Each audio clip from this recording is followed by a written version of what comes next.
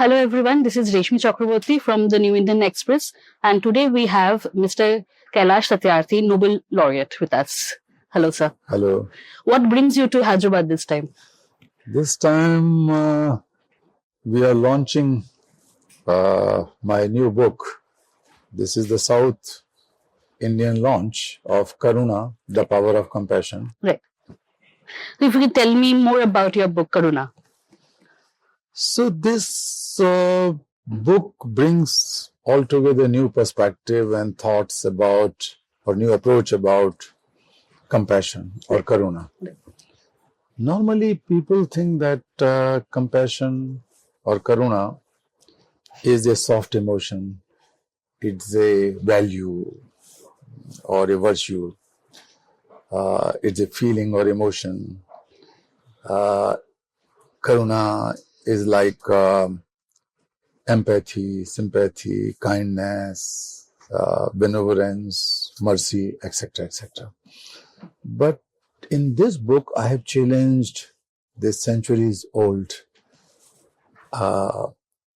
understanding and definition of Karuna. Because based on my own life struggle that has been there for about half a century, more than 46 years, and based on many other social transformation initiatives and efforts, successful or failed, whatever, but I realized that it was not a soft emotion. It was a force. Right. And since I was not driven by any political ideology or any religious thing, puja, karma kand, vagera, vagera, and neither I had a desire to go to heaven, to serve, and enjoy the life there and so on. If I'm not very keen to enjoy that kind of life on the earth, why should I go there? So I was thinking that what was my drive? And my drive was compassion. I realized that compassion is a force born from the feeling of suffering of others as one's own, Right. that drives to take mindful action. So compassion is a force. Right. And this force is dynamic, destructive, and transformative. Because none of the human values can solve those deep-rooted socio-cultural, structural, systemic problems. How can you solve the issue of gender discrimination, Right. or racial discrimination, Right. or this so-called religion related divisiveness, or sometimes communalism and so on. Preaching is not enough. Teaching is not enough. Right. We have to find some other way out. And that's why such kind of issues could be resolved through compassion. Right. So compassion, in the smallest definition, is mindful problem solving. So if you're mindful to yourself and others, Right. you will not sit quiet, you should not sit quiet. Right. You have to solve the problems, Right. because we are all surrounded with so many problems and difficulties, Right. sufferings, pains, crises. Right. Sometimes we accept them, sometimes we understand them, and Right. sometimes we don't acknowledge at all, Right. or keep on denying. But Right. despite that, we have to solve. So we have to create a culture of problem solving, and that is possible through compassion. Absolutely. At your juncture of life like this, you have written so many books before also. What made you write Karuna now? Now, Karuna is much more needed than ever before. We live in a world which has never been so wealthier, so knowledgeable, Right. so well informed, so fast, or so connected through Yeah. real-time Yeah. technology. Yes. All these things are there. We have never had so many laws and constitutional provisions and the United Nations programs and convention as we have today. Right. But we have never been so broken as humanity. True. We have never been so divided and so fragile as we are today. We are not able to solve any problem. In most cases, the solutions are giving birth to new problems. Right. Right. And that becomes a vicious circle which is unsolvable. Right. True. So in this situation, I realized that the missing link is Karuna. There is a serious gap between the problem solvers and problem sufferers. And the problem solvers have a serious moral deficit.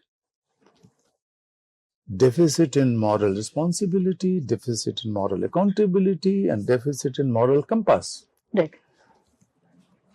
And that is not possible without we feel others' problems as our own problem. Right. Right. And that feeling should be genuine feeling. Right. So when we feel other problems, hundreds of millions of children in the world are suffering. Hundreds of millions of women are suffering in the world. Indigenous people, people in minorities, and so on.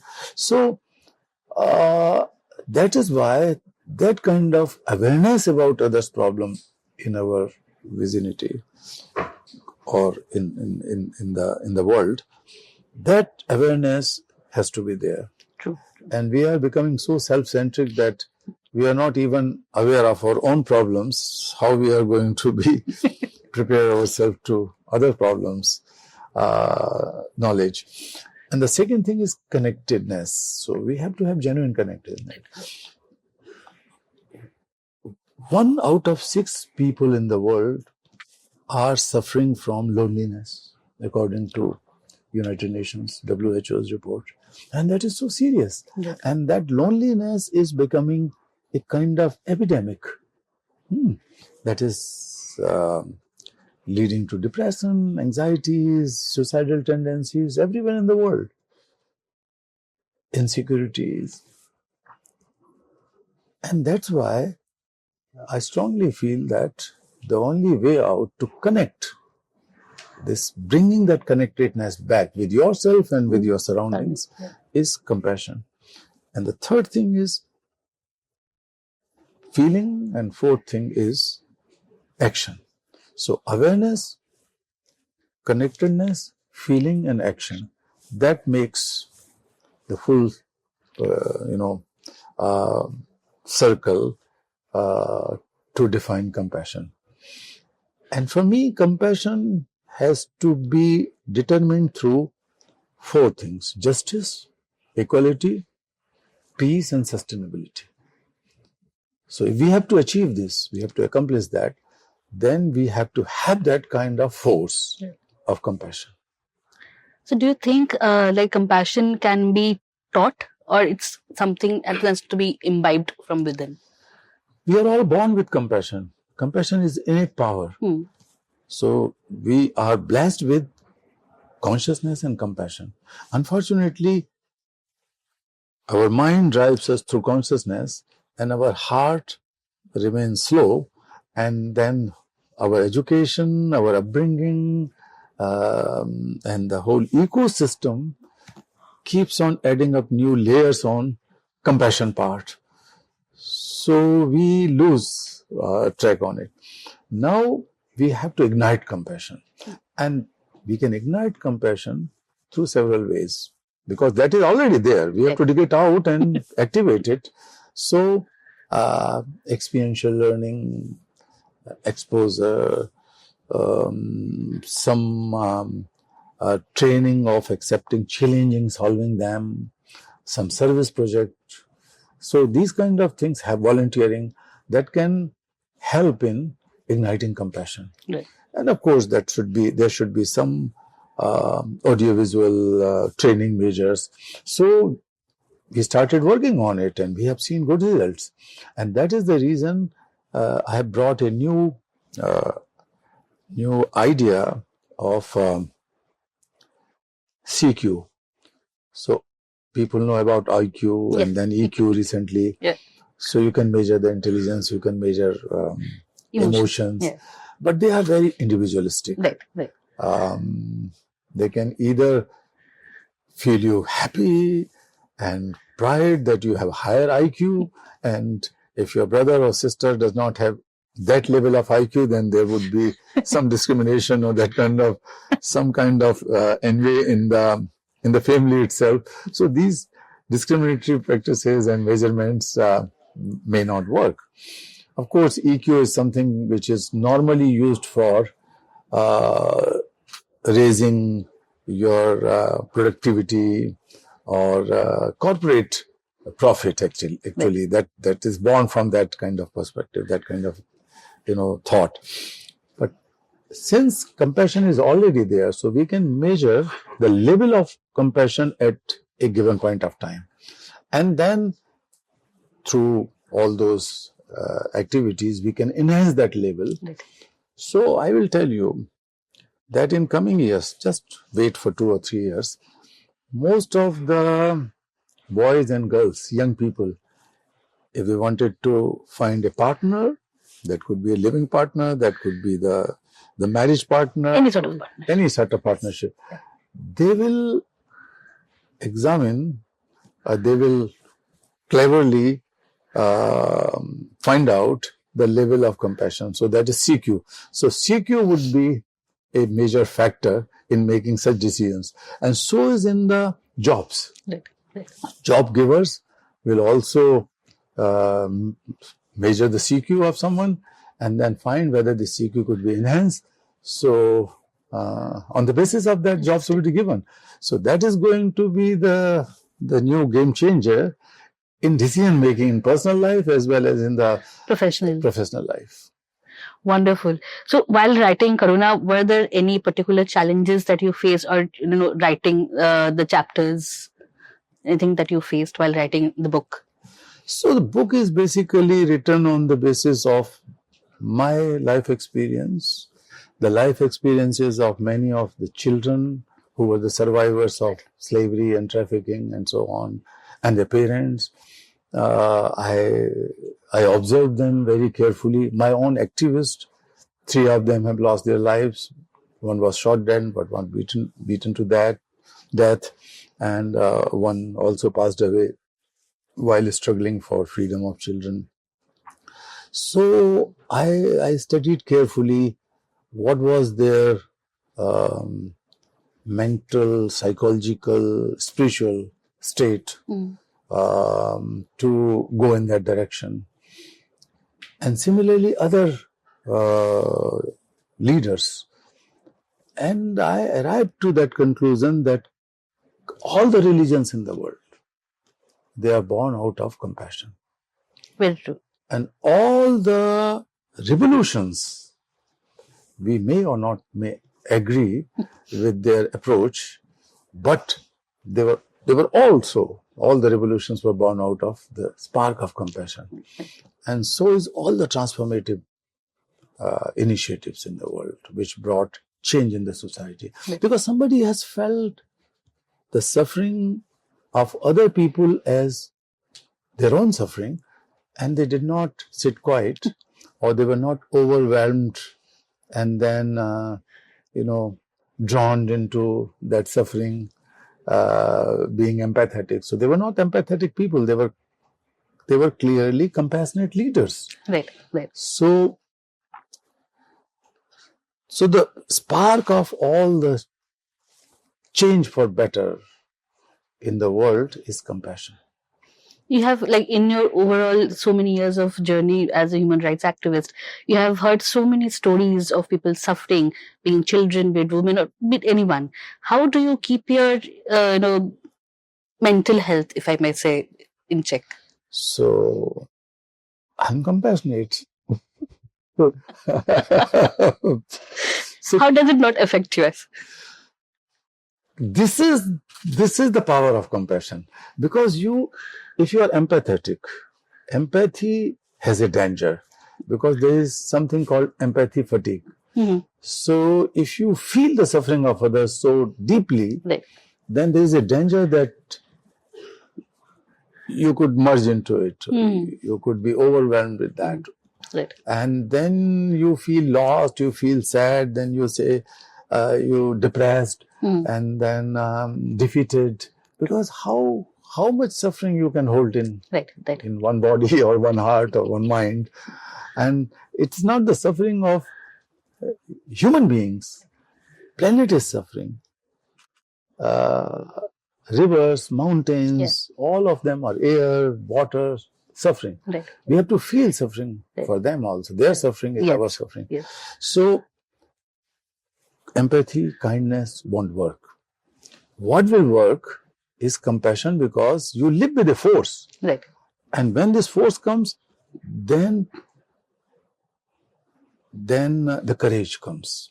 So, compassion ignites courage, innovation, new ideas to take action. Right. And the inner power, and more importantly, hope. Right. That yes, if the suffering is coming in front of me, suffering of others, I will say, yes, I'm going to solve you. I'm going to end you. That is possible only through compassion. There is no other way. So now that we are in Hyderabad right now, so where do you think Hyderabad lies in your compassionate quotient rate? We are working. I'm working on another thing, and that is how we link compassionate intelligence with the artificial intelligence. So, artificial intelligence does not remain a checkbox or a kind of technological tool. Right. It has become a self-driven agent and becoming very fast. So the human mind is nothing in front of this artificial mind. And my fear is that, on one hand, artificial intelligence is something which could be extraordinary, unlimited power and potential for the betterment of humanity in terms of solving many, many complex problems. That's true. Or at least advising you to solve those problems. It is up to your political will that you solve those problems or not. So that is going to happen soon. And that is happening already in terms of education, healthcare, and many other things. But the danger is that when it is a self-controlled, self-activated agent, then that agent can go in any direction, can do anything. Right. Because it will eventually become beyond your control, out of your control, human control. So the human element is much more needed. Right. And that human element can come when you plan right from the beginning. Collection of data, big data, analyzing big data, creating algorithms. In the entire process, there should be a training of machine as well as training of people who are sitting behind or in front of this machine, the screens. Right. They should be given training to be more positive and compassionate. Right. So the compassionate intelligence is needed to be incorporated in the future of artificial intelligence. Hyderabad, you asked. Yes. Hyderabad is a place which is the fastest emerging technological hub, and that can play a very important role. So I will appeal all those who are crazy about AI, they should not forget this human element, and that human element cannot be brought into the picture only through regulations, rules and regulations, because rules and regulations are man-made. Right. Where the artificial intelligence is not run by, they run by their own rules and regulations. Right. They will create their own decisions, and they will create more and more decisions on their own. Right. So if we have to keep them more human, then compassionate intelligence is the answer. Perfect. Thank you so much. That would be all. Lovely. Thank you.